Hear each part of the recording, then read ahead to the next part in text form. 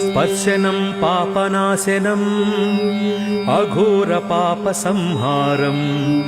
एकबिल्वं शिवार्पणम्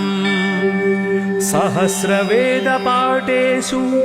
ब्रह्मस्थापनमुच्यते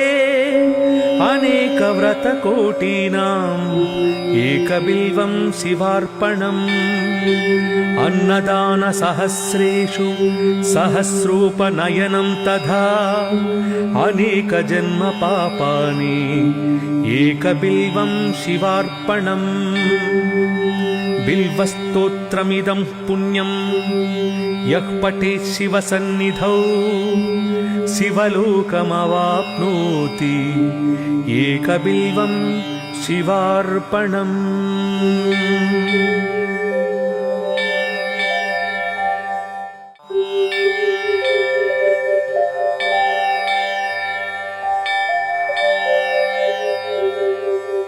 त्रिदलं त्रिगुणाकारं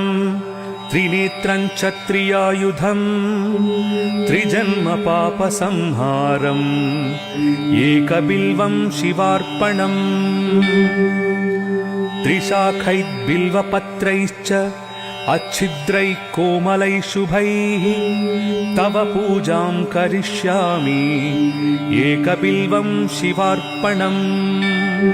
कोटिकन्या महादानं तिलपर्वतकोटयः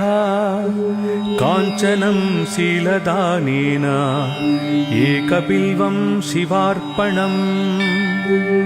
काशीक्षेत्रनिवासं च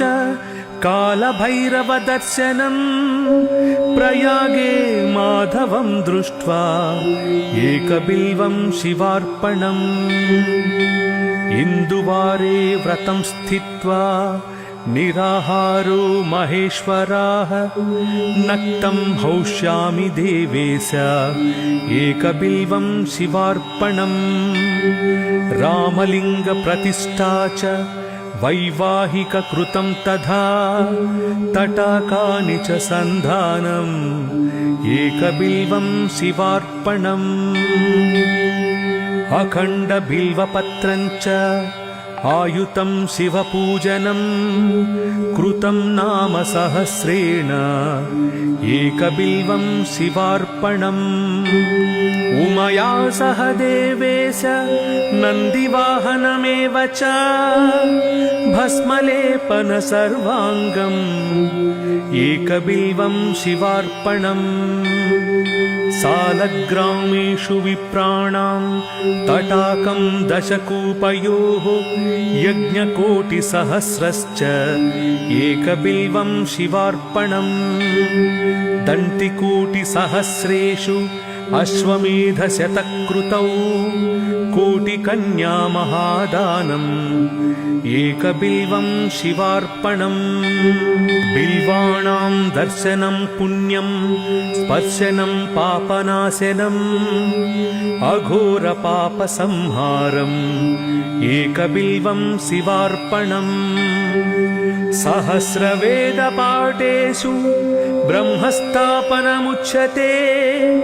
अनेकव्रतकोटीनाम् एकबिल्वं शिवार्पणम् अन्नदानसहस्रेषु सहस्रोपनयनं तथा अनेकजन्मपापानि एकबिल्वं शिवार्पणम् बिल्वस्तोत्रमिदं पुण्यं यः पठेत् शिवसन्निधौ शिवलोकमवाप्नोति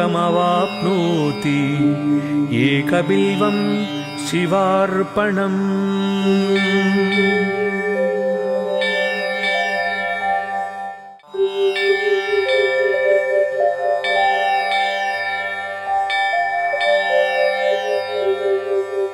त्रिदलं त्रिगुणाकारं त्रिनेत्रं च त्रियायुधं त्रिजन्मपापसंहारम् एकबिल्वं शिवार्पणम् त्रिशाखैर्बिल्वपत्रैश्च अच्छिद्रैः कोमलैः शुभैः तव पूजां करिष्यामि एकबिल्वं शिवार्पणम् कोटिकन्या महादानं तिलपर्वतकोटयः काञ्चनं शीलदानेन एकबिल्वं शिवार्पणम् काशीक्षेत्रनिवासं च कालभैरवदर्शनम् प्रयागे माधवं दृष्ट्वा एकबिल्वं शिवार्पणम् इन्दुवारे व्रतं स्थित्वा निराहारो महेश्वराः नक्तं हौष्यामि देवेश एकबिल्वं शिवार्पणम् अखण्डबिल्वपत्रं च आयुतं शिवपूजनं कृतं नाम सहस्रेण एकबिल्वं शिवार्पणम्